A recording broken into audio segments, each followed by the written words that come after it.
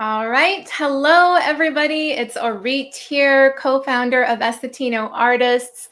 Welcome to the live stream.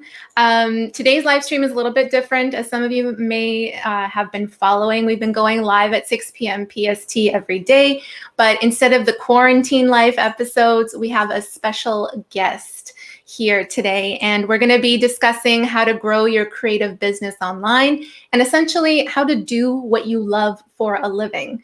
So today with me, I have Aris, and she is the creator of Artapreneurs and the host of Artapreneurs Virtual Summit, which is called The Rise of the Creative Entrepreneur. And that's happening April 17th to the 19th. And you'll be able to get a free pass to this summit, so stay tuned because we'll talk about that a little bit later. But as a multi-passionate creative, Aris has started businesses and created income in over a dozen different creative spaces, industries that let her touch on every aspect of being both a creative and an entrepreneur. And now she focuses on helping other creatives lead fulfilling lives that give them the freedom to choose their own paths through entrepreneurship. So please join me in welcoming Aris. Aris, really happy to have you here. Hi, thanks for having me. Absolutely. It's our pleasure. And for those of you guys watching, Jewel is behind the scenes right now. She's going to be making sure that we get to any of your comments or questions. So if those do pop up, please feel free to comment. This is going live on YouTube and Facebook, so you're welcome to comment as well. And yeah, this is more of a casual interview, just a casual conversation, and we're really excited to get started here. So we'll get right into it. Aris, I would love to hear more about your story and how this came to be a topic that you're so passionate about. Right, that's a long story. So I'll try to keep it kind of short, but I always knew that I was a creative or an artist. From a young age, you get those messages from people that you're talented in some way. And so I kind of showed my talent, I think, in the first way it was visual art. I like to draw a lot. And then the second way was kind of performing arts. So I like to sing and do those types of things. And throughout the years, that became my kind of focus, almost an identity, I would say, because I think artists, we really hold that close. It does become a part of who we are. And if you don't identify with that when you're younger, or you're getting the wrong messages or something, then you might go off that path. But eventually you come back around, you're like, oh my God, this is who I was all along, or something like that. So I knew that from an early age, and it was reinforced for me.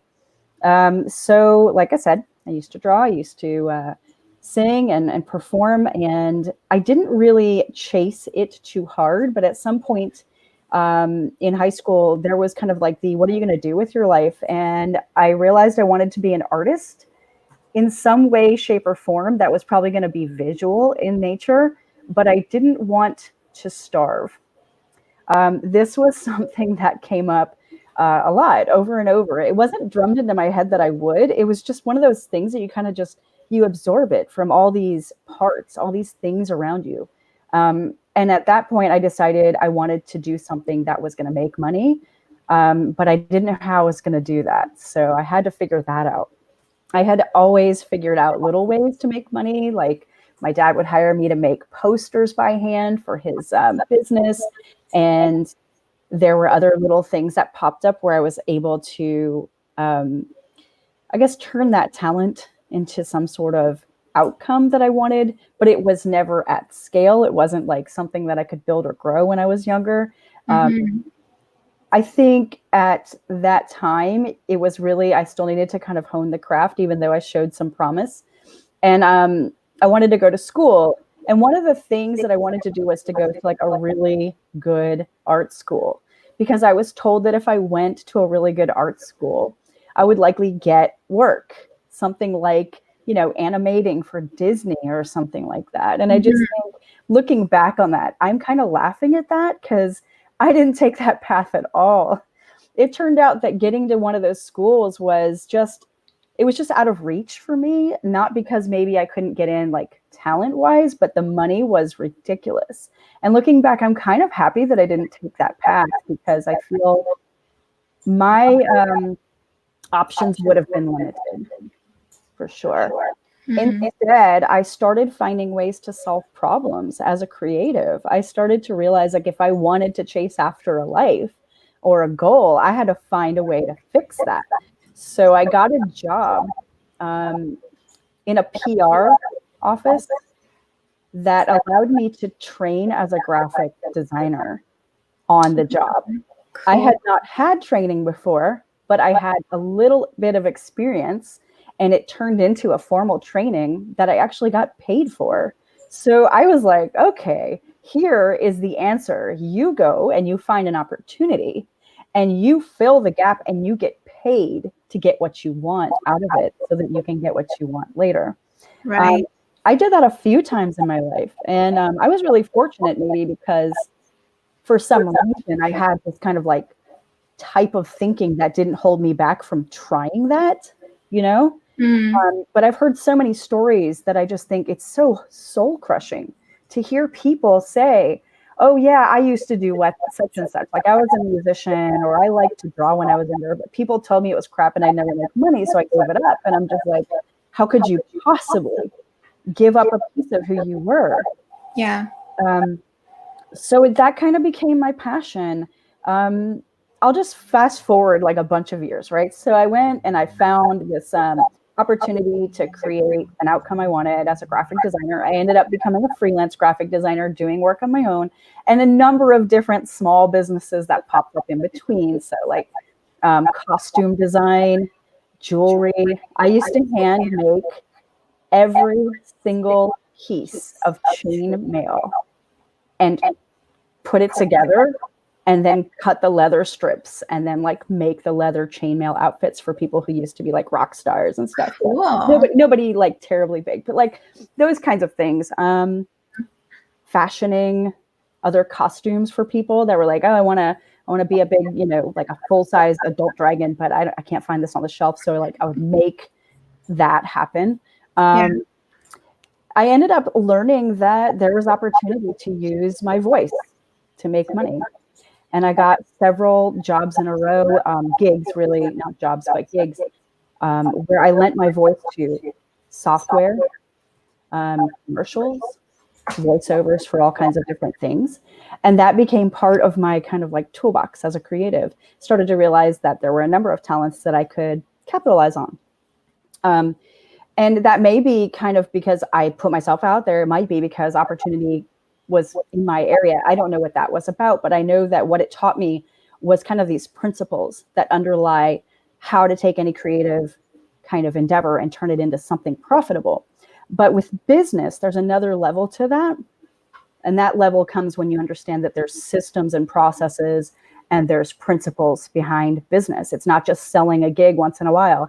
If you're selling a gig, you're like a freelancer, and then you go and look for the next gig and you hope that that's going to be something that kind of sustains you. If you want to build a sustainable business, something that's long-term, you start to look at different ways to make that work more regularly, more predictably, and to make it easier on your end to make those kinds of things happen. So I became really, really passionate about entrepreneurship after I actually got accepted into a accelerator program that was part of the Techstars network. And I was on a team that was building a game.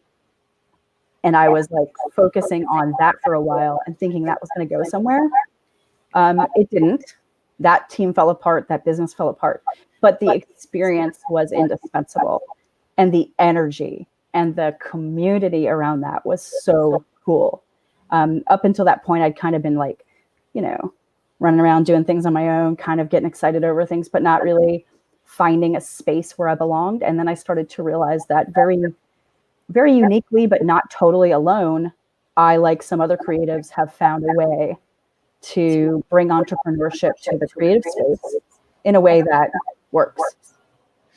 I love that. You have touched upon so many different things, and I was kind of like trying to take notes at the same time. Yeah, I love that you were talking a lot about how you got into certain things like with the design and everything. And it's something that you did at the time, allowed you to gain experience and collaborate with others. But then in the long run, it's not something you did, or like, you know, it's not like something that you carried along with you, or it's something that might have failed at the time, but you are still really like, you're still taking something out of that and adding it within your experience bank and bringing that, you know, with you wherever you go. So I love that whole thing that you were talking about is solving problems. Like once you really realize that you needed to figure out how to solve problems as an artist or creative, that is kind of the key to monetizing your talents in a way. So how would, you know, if somebody really loves creating gift baskets, or loves singing, or, you know, like loves taking photos as a photographer, like what is something that you would tell them like to try to find those little problems to solve? Or how would you tell them to, what are the keys to monetizing their passions in that way of problem solving? Yeah, so that question goes really deep, because the question usually starts, how can I make money? And there's a lot of answers to that, right? But it always comes down to something that is about solving someone else's problem. And you say, as an artist, you're like, yeah, but art doesn't really solve problems. It's for the sake of art. It's for beauty. It's for whatever. But those are problems in the world too. So Absolutely. Yeah. What we're looking for when we're a creative trying to solve a problem and find a way that we're going to make money is, what kind of value are we going to bring to someone else's life or experience, right? So Absolutely. if you're a gift basket artist, whatever that may be for you, you may or may not have a market that can be served by you. It depends on who you're trying to target, the situation they're in, and whether a gift basket is the answer. Now, a gift basket artist might have creative skills that can be translated into a space where they can create something slightly different than a gift basket that could definitely fit someone else's model of what they need. So when we talk about solving problems as entrepreneurs, I think anybody who's never really thought it through might not quite get it on the surface. We're not trying to go say like, hey, you're sick, how can I make you better? We're saying, hey, you're sick. I know that I bring value into your life by bringing you this beautiful, you know, flower arrangement that I created. That value isn't going to make you better, but it's going to make something in your life upgrade. Right. Yes. So there's this kind of idea about solving problems that is like, well, what's the problem? First, you have to ask yourself, what is a problem? Can I just interrupt real quick because I'm getting a lot of feedback? Yeah, I was just going to let you know that we got feedback that you're echoing. So I don't know if that's through my speakers or yours, but I'm going to, let's see here. Let's see if we can fix that thing. Do you have another set of earbuds, Jewel? Maybe, yeah, because just in case, so I can put mine in here. I'm trying to figure out if it's a setting, because I want everybody to hear us. So definitely fix that if we can. Yeah. I think it's just Aris is echoing. Oh, okay. Can you hear me? Speak again. I just lost you guys, but I think you can hear me better now. So let me see. Yeah, we can hear you.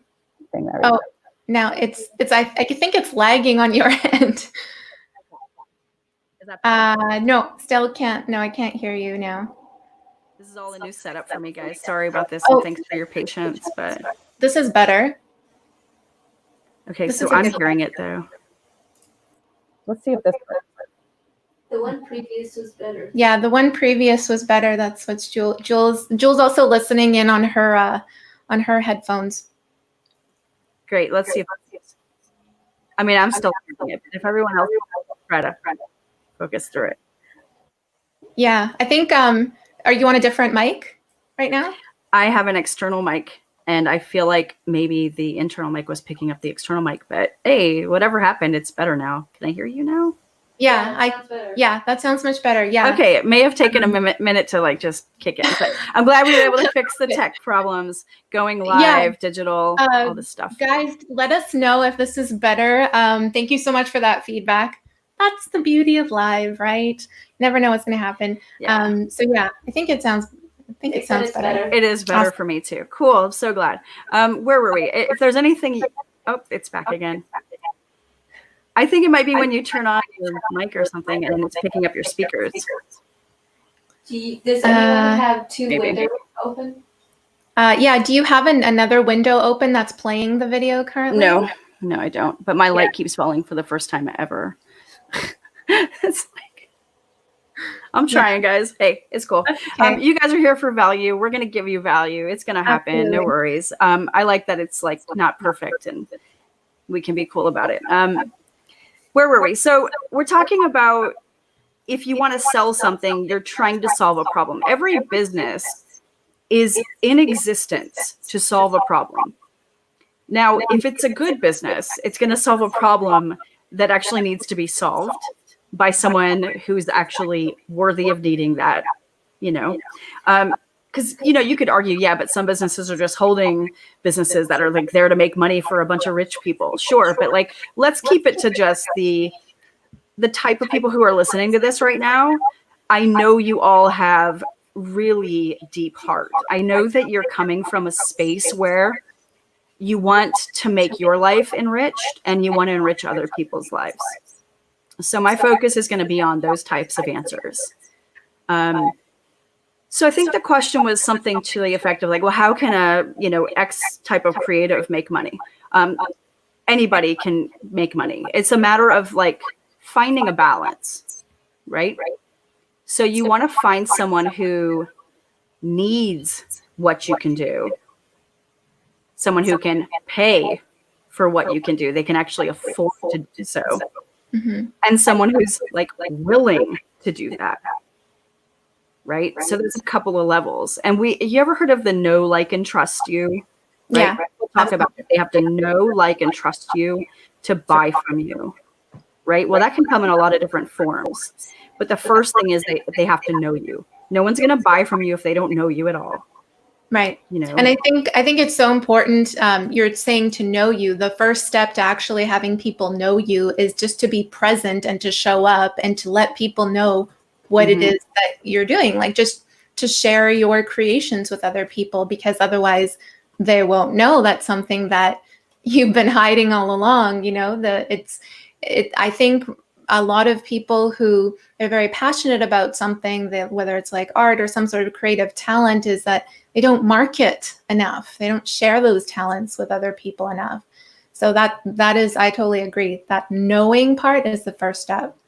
Yeah. So I like to define everything as I step through the words, right? So knowing doesn't mean like they have to be in a room with you, shaking your hand, and you have to be feeling them with your whole life story like I just did to you guys. But they have to know about you. They have to know of you. And it's like Arit just said, you have to go and put yourself out there. And I think the first argument comes from artists is like, oh, but I don't really want to talk about myself. I hate that. It sounds so egotistical or whatever. But there are absolutely ways to introduce yourself to people that don't include creating a mess out of it that makes you feel crappy about yourself. And we want to focus on those ways. Everybody's going to have a different path. So it's definitely going to be those types of things you have to make a decision for yourself. But there are options. Right. And I think you said those types of ways. I think sharing your creative talents with other people in a way that doesn't put so much pressure on yourself as well is kind of a good perspective to take. So to give you an example, when I was promoting my music and singing and that kind of stuff, I would always be worried about what other people thought. And I would always be very much into like whether people liked it, whether people listened to it, whether people subscribed. And like, I think putting that pressure on myself was just so like such a weight, and it didn't make things fun. It made things very hard, a lot harder, and more challenging to put myself out there even more. But as soon as I flipped that perspective to what if I just, what mattered to me most was just progress? Like, what if I made the goal, whether like a way of progress, like, did I do something today to progress my music career? Like focusing on that rather than, oh, did I get 20 likes on that or whatever it might be, right?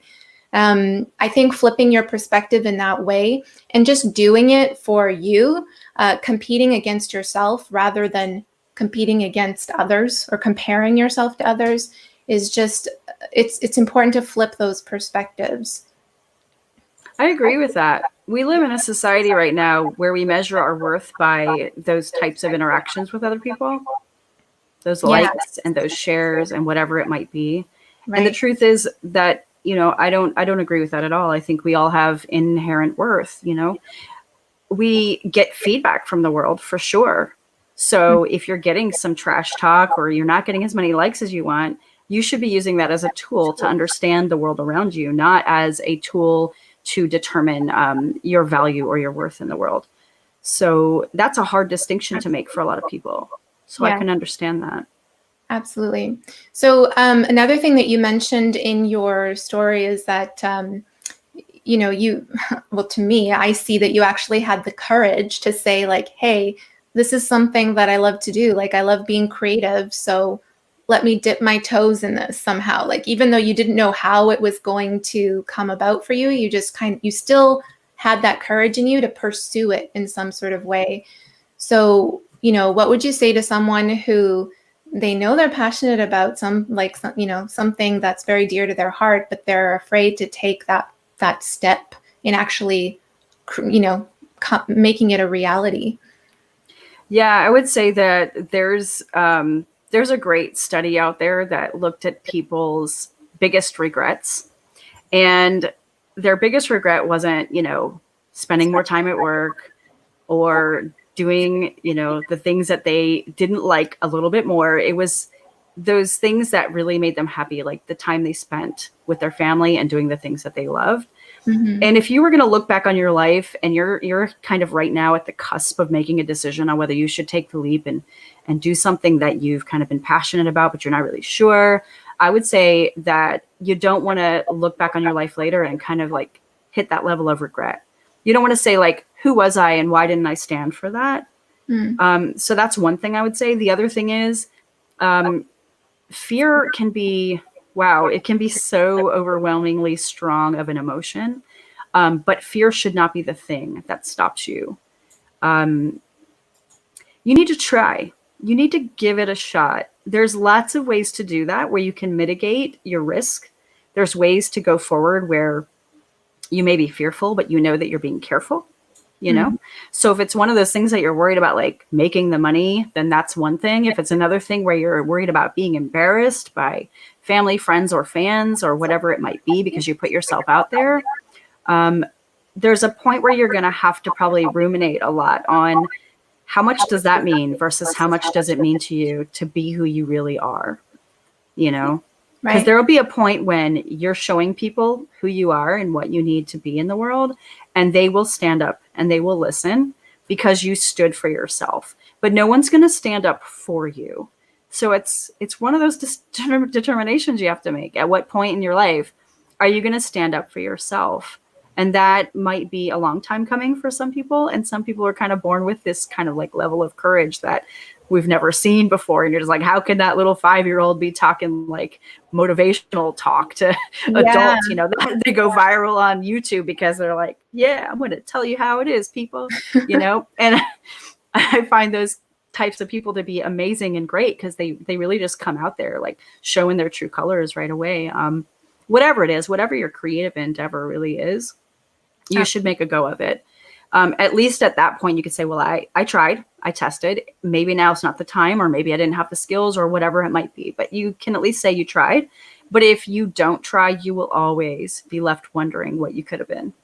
Right. Absolutely. And we have some great comments coming in here too. I just want to share them. Dawn says, Sometimes the fear is how you will be perceived by others when you know that you want to take a path that doesn't conform to society and what is considered normal. Absolutely. Like, it's always like we're always thinking about what other people would think. The reward is so much better, guys. It's so much better than the actual. It's a risk, yes, to yourself, but it's more of like an emotional risk, I would say. So Andy also says fear is just a state of mind that you have to learn to overcome in life. Absolutely. And it's a constant journey. That in itself is a constant journey of learning to overcome that. And I don't think it ever goes away.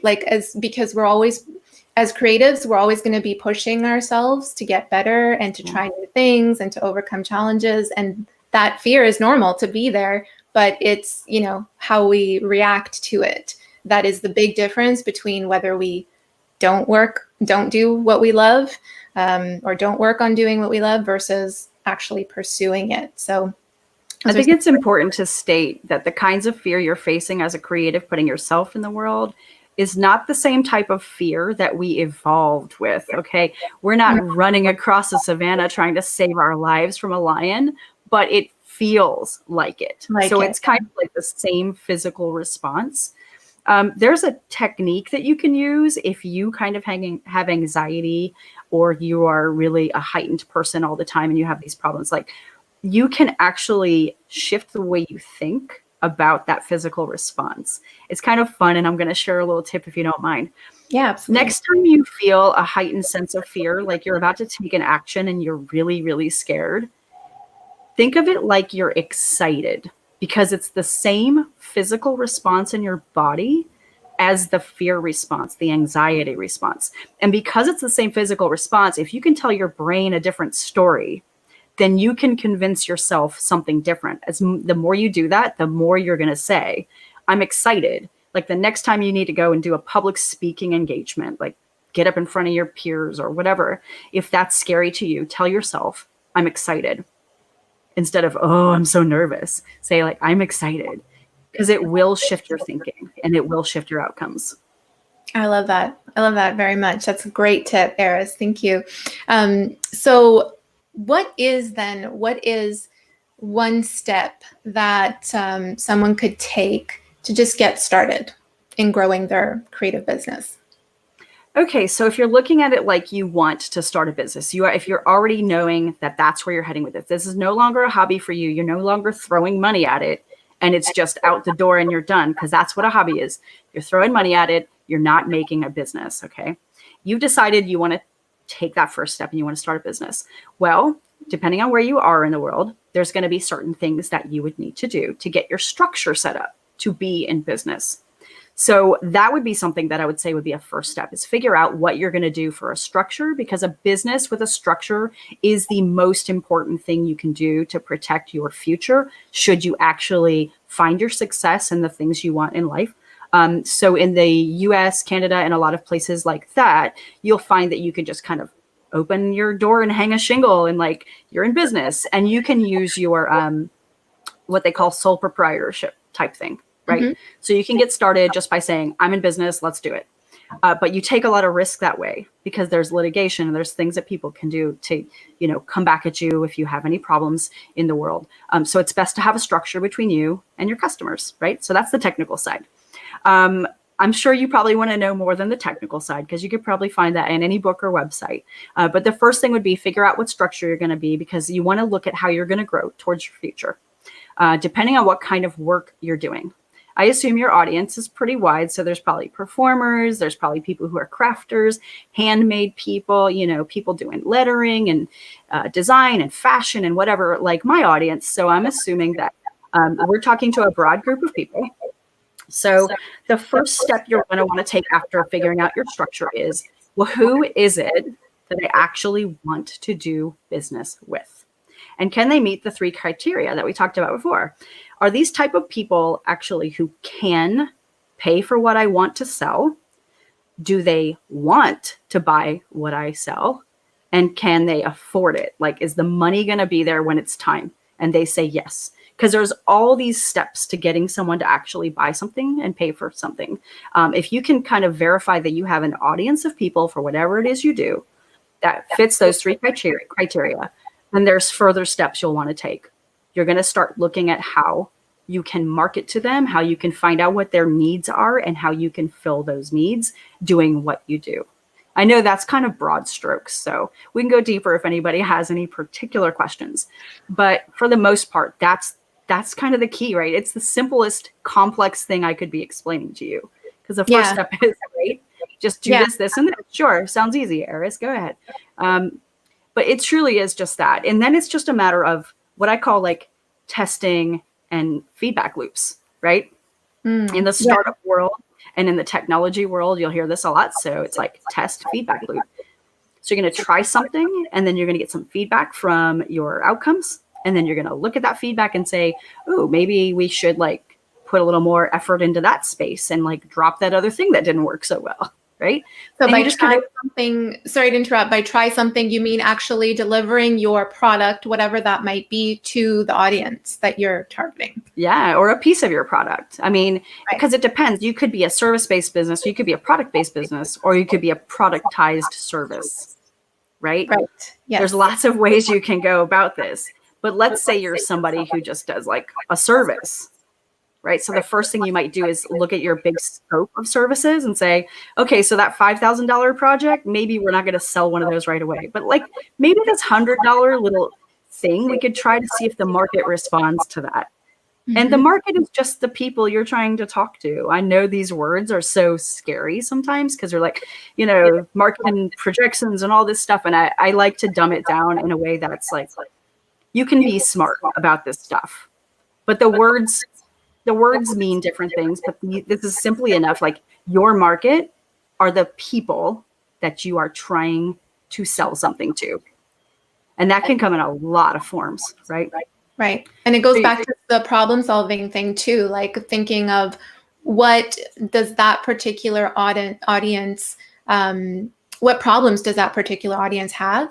And how does what you offer, your talents, help solve that problem? And it doesn't need to be like something fancy. It could just even be like, oh, if you're like your piece of art just, you know, makes them happy at the end of a really hard day's work kind of thing. Yeah. It's true. And so part of the key of getting started is kind of understanding, what does that audience want from you? Like, what are they already suffering from or struggling with, which is that problem you're trying to solve? So that problem might be like high levels of stress, or it might be not being entertained enough, or, you know, whatever that might be. Not having easy, quick gifts that are affordable to give to their friends, you know? So you're going to be discovering that. So call it a discovery phase. Looking at your market and doing some discovery is basically going and looking at the types of people you want to work with and say, you know, like figure out, what are they talking about all the time? Where do they complain? Do they go on Amazon and say, I bought this product, how crappy, I wish it was local. I wish I'd been able to buy this from a handmade person instead of this crappy crap I got from China, you know, like, so go find those things, because people will be saying that. And when you see a pain point, it's usually in the form of a complaint, right? So someone's going to go out there, going to be like, oh, I don't like this thing. This company is terrible because they did this thing. And so I don't find that to be good customer service. And you could say to yourself, well, I want to be in the same space as that company. And now I know what people are upset about. And that's where I can be different.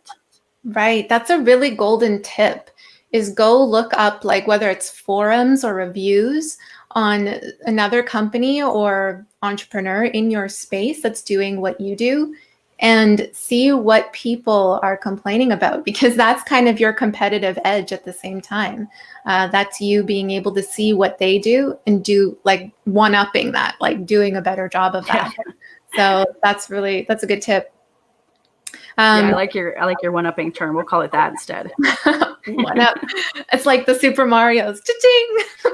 I don't know if you've ever played that, but I'm a nerd, Nintendo nerd. So yeah, this is all really great stuff. I wanted to make sure we still have enough time to talk about the summit. So can you tell me more about what the Artapreneurs Virtual Summit is?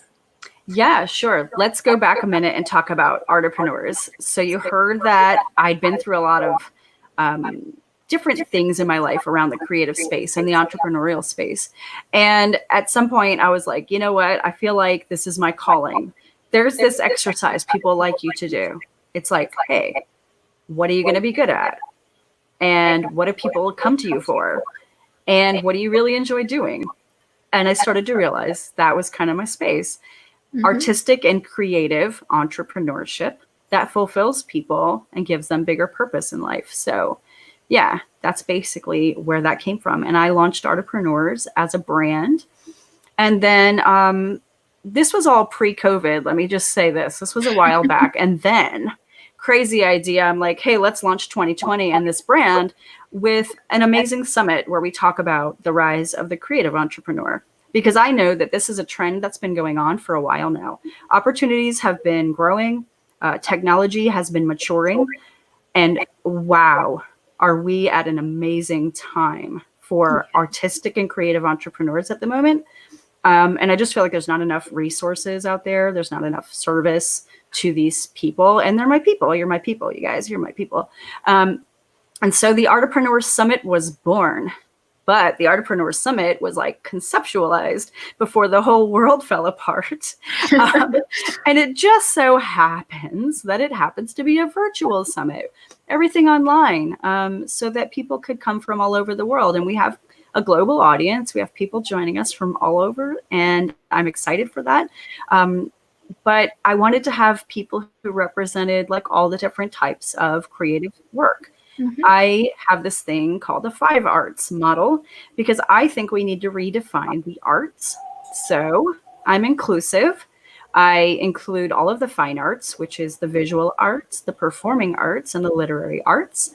And then I also have space for the new media types, like those game designers. We were just talking about the Nintendo. They're in. Not the big Nintendo, the indie game makers. People who do graphic design, people who do virtual reality, cool new media stuff. Because, you know, we don't know as artists what's the next cool thing. And I am all about finding out. And then the other type that I like to include is what I call the practical arts. So that includes people who do things that are practical in nature, like fashion or body art or makeup or interior design, things that have kind of outcomes that can be experiential. And so you're all in there too. And so this summit is really meant to kind of look at a broad grouping of all kinds of creatives who have been looking at the trends and actually riding on those trends and creating amazing stories that include everyone from side hustles to 6 figures and beyond. So we do have some very successful artists who have just done amazing things, like just doing these kind of like things that no one ever gets to talk to them about. And I got to talk to them about it. I'm so excited because I have 34 amazing guest experts coming together to talk about everything that they've done and all the things that they've struggled through and the amazing things that happened for them and the tools we have at our fingertips now and just all of it. And that is just something I'm super passionate about because I know that the future creatives are basically going to rule the world. So it's already begun. It's already begun. Like, what are we doing here on this live? We should be, running our secret layers or whatever. But yeah, so that's what the summit's about. It's completely online. And we're going to be having that over 3 days from April 17th to the 19th. And anybody's welcome to join. The world's in a very tough place right now. And the arts and creative industries actually got hit pretty hard right away. It's usually one of the first things to go in a recession where spending is cut. We already have seen this. Schools get their budgets cut. It's like, oh, arts are just totally expendable. I think it's the exact opposite, to be honest with you. The arts are one of the most important key factors to our youth really understanding the world around them, being able to engage and being able to cope. There's a reason why art therapy, music therapy is actually a thing. I don't hear about science therapy and technology therapy where somebody's walking into your room and like being like, let me teach you some technology so you can feel better and get over your PTSD. But you'll hear people talking about how like we use music and people heal and people feel better and they find lives that are fulfilling. So to me, that's like, yeah, we definitely need the arts. And it breaks my heart to think about that. So one of the things that I really feel is important is that artists, we have long been exploited by industry and by so many people. But over the last, say, 70 years or so, there is a clear-cut exploitation by industry against creatives of all types. So the publishing industry, the music industry, Hollywood and everything else has just taken the reins and said, okay, this is what your value is and this is where we're keeping you. And now is the time for us to rise up and to take that control back. I call it forging your own creative destiny, because we all have one and it's our job to find it and to control it, to take back that control, give ourselves that opportunity. And that comes through education, and that comes through making our own choices and being intention filled. Absolutely. And there's so many people. You said how many speakers? There's over 44 speakers. 34 speakers. 34. Yeah, and they're from all different creative industries. There's just so much. There's years and years of experience on this panel. I'm excited to actually listen to a lot of them. I just want to learn from other people as well within the summit. So I'm excited for that. And I'm so thankful, Aris, that you created something like this. I think it's very, very much needed.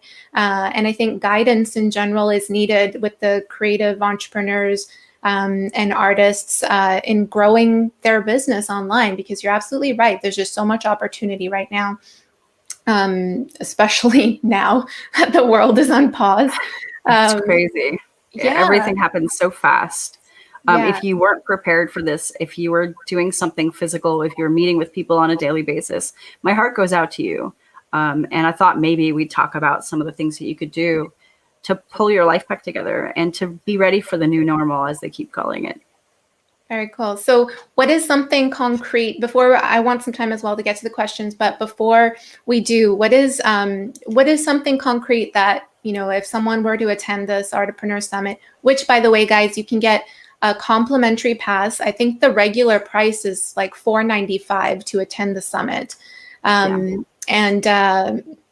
that price, I think, it just might increase as we get closer and closer to the date as well.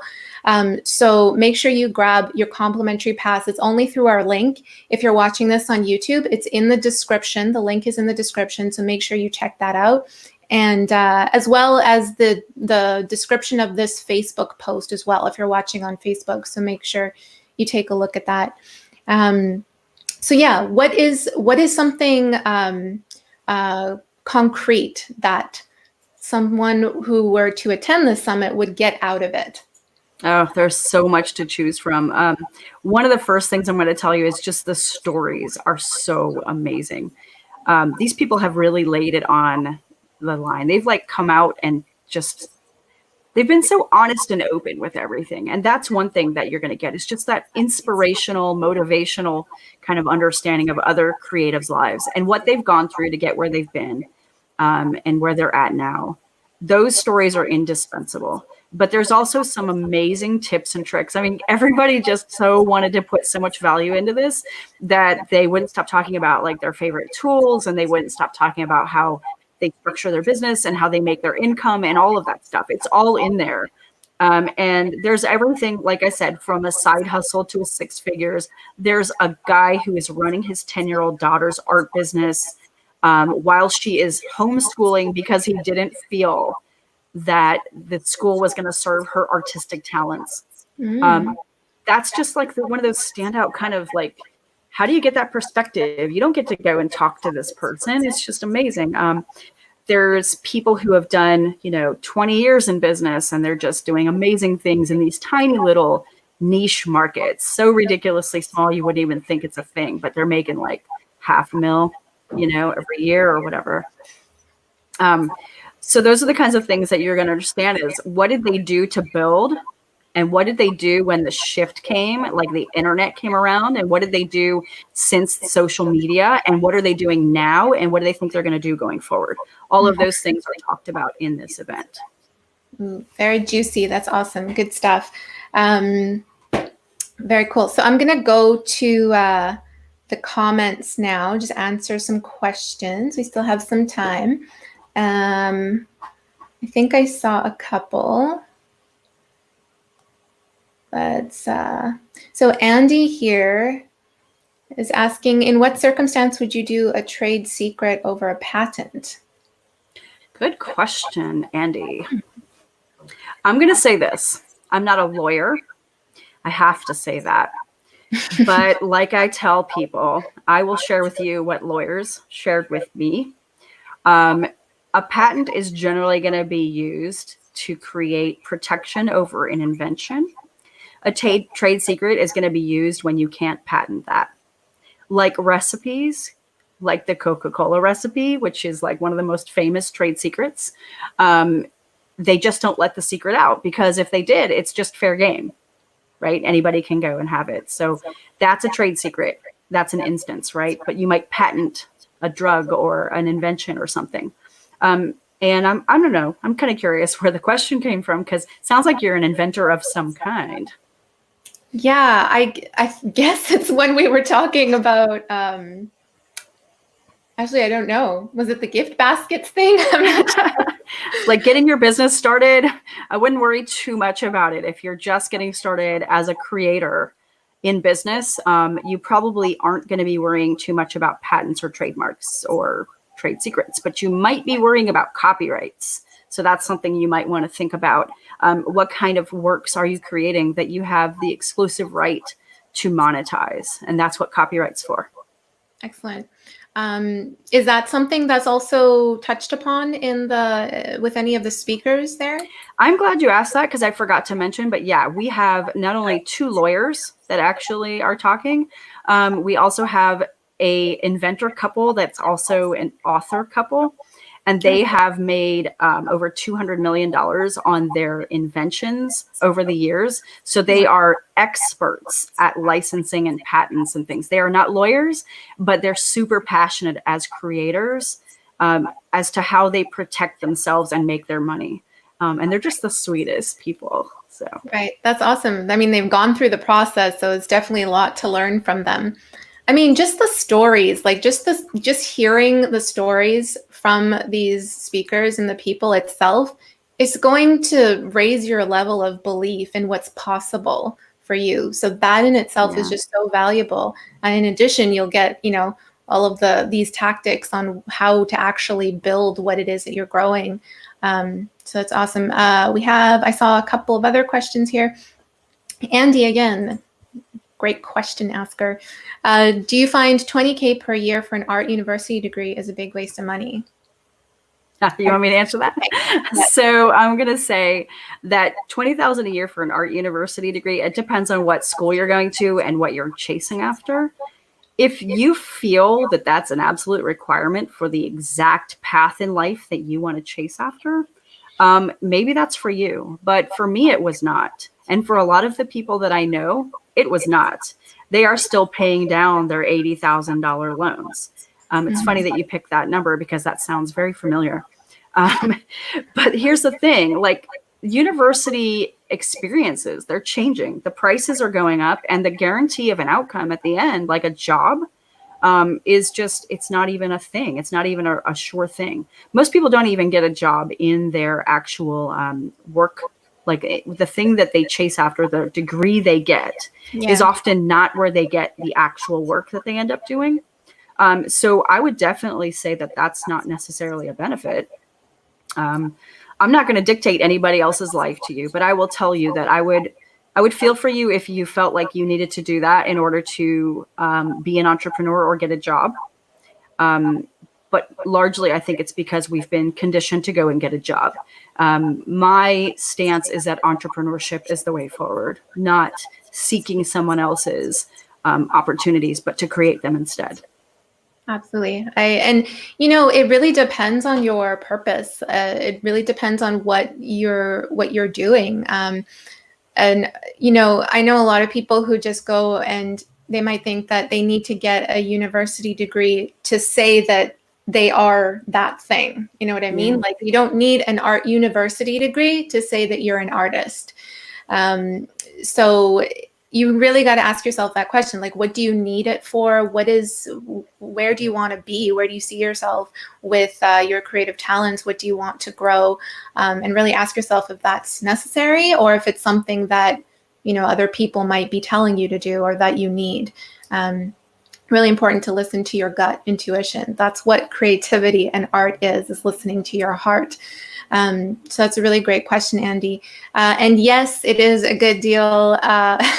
So what Andy is referring to is we are giving away a complimentary pass to the virtual summit, Artapreneurs Virtual Summit, happening April 17th to 19th.